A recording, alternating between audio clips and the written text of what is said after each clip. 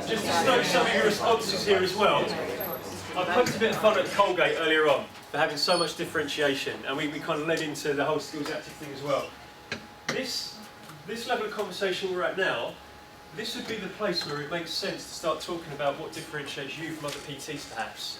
So this might be where you start talking about the fact that, you know, if your purpose is to make weight loss accessible and easy for people, because that's one of the things that gets you going, then how you do that might be, I use kettlebells on a regular basis with my clients because I find that's the quickest bang for buck. That's the sort of thing that might start coming out of this level of conversation.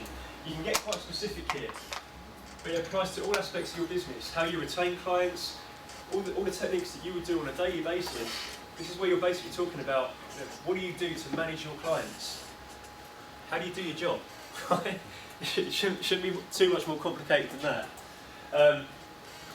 So, how do you guys satisfy your purpose? What are the things that you already do? I think it's that honesty of feedback. Honesty of feedback? So you hear a lot of personal trainers constantly giving praise. Praise is a real big one, but it's also that constructive feedback as well. Okay, that's an interesting point, because constant praise loses its value. Yeah, if you're always being told that's good, you start to, what is it? Yeah, what's the big deal? That's a fair point. Okay. What else? Be realistic with Practice them. and learn what you're going to use as well. Actually, you're going to use it, why you're going to use it, and how you're going to use it, and explain to them the purpose of the exercise. Okay, so there's a bit of an education element to it as well. My clients come out of it knowing more than they did before, right? Which kind of fits some things you were saying, Joe.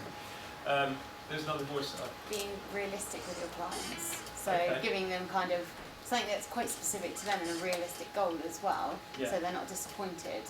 So you can kind of say, well, this is how we're going to do it, that's how we're going to get there in this space of time, or something like that, rather than them coming to the end of it and going, but you said we'd be here by now. Okay. Kind of give them more of a realistic approach.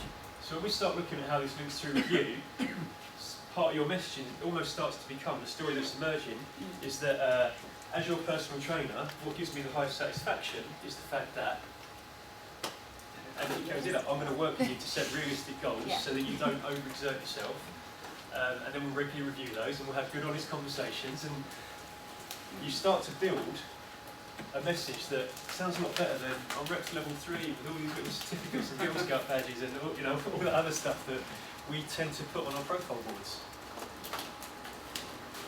Okay. Alright. Any questions thus far? No? That's kind of reassuring because you're talking about what you do. So you are the experts here, not me. Alright. Final question here can always be a useful one. How do your clients experience what you're about?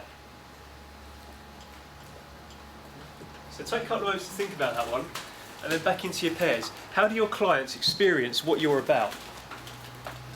Kind of what's the, sounds like an odd phrase, what's the nub of it? What's the epitome of PT with you?